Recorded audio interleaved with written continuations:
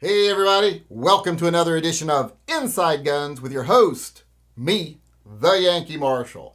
Today I want to come at you with some really good Second Amendment news, once again out of the state of California. In the case of Miller versus Bonta, Judge Benitez has ruled that the California assault weapons ban, assault weapons, which is really a semi-automatic rifle ban, is unconstitutional. It's been struck down. Now this will be appealed to the Ninth Circuit, of course, but it is a huge step. Especially the things he said in his ruling are very important. How he referenced the things California does and how those things are basically illegal. And he said that they keep using arguments they're not allowed to use to try to somehow validate this scheme they have to deny people their constitutional rights. He says they keep using interest-based arguments to try to support unconstitutional laws, even though Bruen says you can't do that. They keep saying, it's in the public interest. Bruen clearly says that the Second Amendment is a right, not a second-class right, but a first-class right. It is a constitutional right. It is concrete, and you cannot use public interest as a reason to take rights away from people. Or when would we be saying, how long would it be till we say, hey, you can't say unpopular things in public or on the internet because, the public interest, and start taking away First Amendment rights. That's already happening. So he says what they do is wrong, the way they've done it is wrong, and the way they're trying to defend it is wrong. He even referred to the Heller case also, talking about how arguments that were settled with Heller are things they're still trying to argue.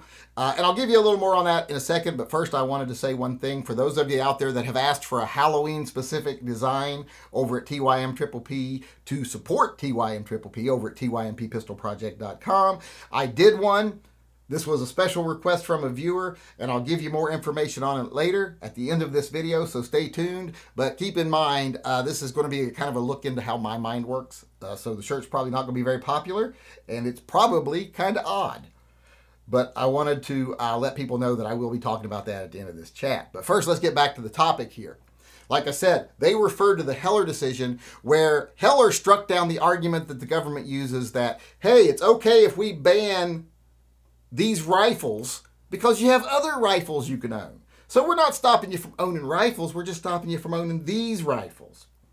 And he compared that to like the government saying, well, we're not saying you can't read books, we're just saying you can't read these books. And we're not saying you can't say anything, you just can't say these things. How that wouldn't stand. Because the First Amendment, and how these laws shouldn't stand because of the Second Amendment. You can't say, like the Washington, D.C. said, that, we ban handguns, but they have other things they could have instead. Well, that doesn't work. That's not an argument, just like the examples he used before. So he said saying that you could have other rifles, so therefore we can ban these ones, is not constitutionally correct. And using that whole public interest, that interest-based argument, is also not correct. You can't do that according to Bruen. So they have no leg to stand on. He put out like a 72-page ruling that basically says they're wrong from beginning to end. They know they're wrong from beginning to end. They're using invalid arguments, and they know they're using invalid arguments to try to support something that they want to do because it's a partisan political idea that they have and they support. And they're saying, damn the Constitution, we'll do what we want.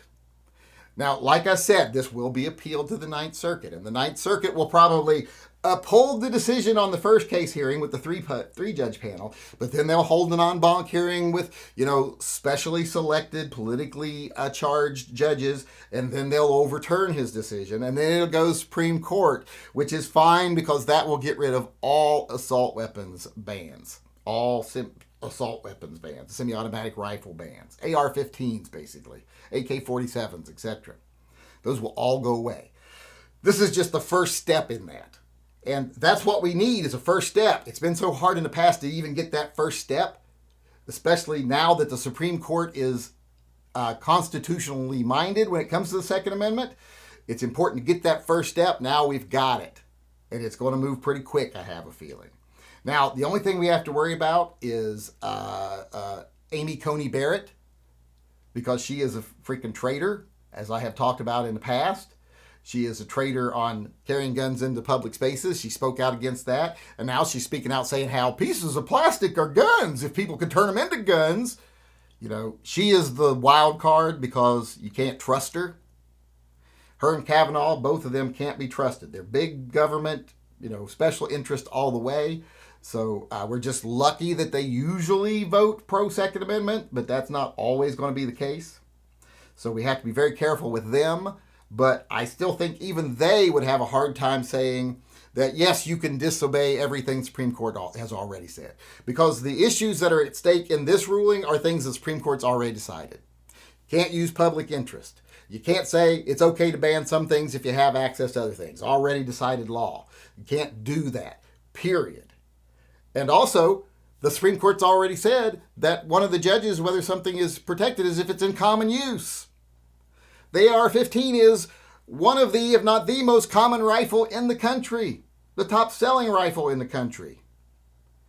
So they're going to have a hard time. Even the liberal judges will have a hard time. They'll have to do gymnastics to justify their reasons based on the Supreme Court rulings. They'll have to work against their own court rulings. But they will do it. They'll do their gymnastics. They'll say their stupid things. But the ones that are supposedly center or right of center, it would be very hard for them to even pull off any contortion, that would give them the right to say, hey, yeah, all this stuff we already decided and said, California has the right to ignore it. That ain't going to happen.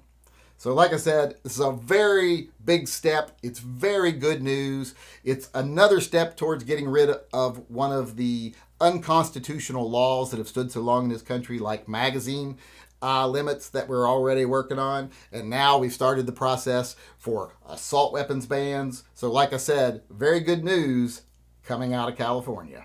All right, now that I've said that, a little bit more about the Halloween shirt. People said they wanted a Halloween specific shirt. And I'm like, well, I don't know about doing a Halloween shirt that's gun related, because most of my shirts are Second Amendment related.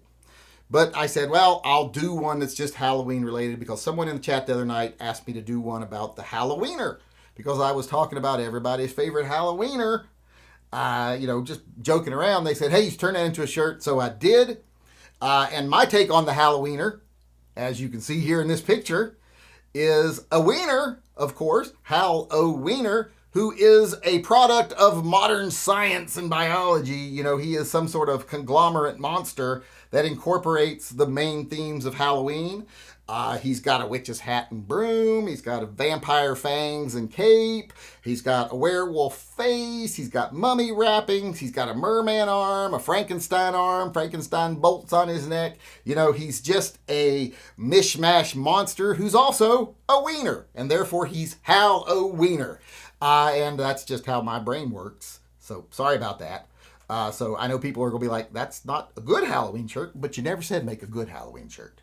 You just said make a Halloween shirt, and someone suggested in the chat that it be the Hal-O-Wiener.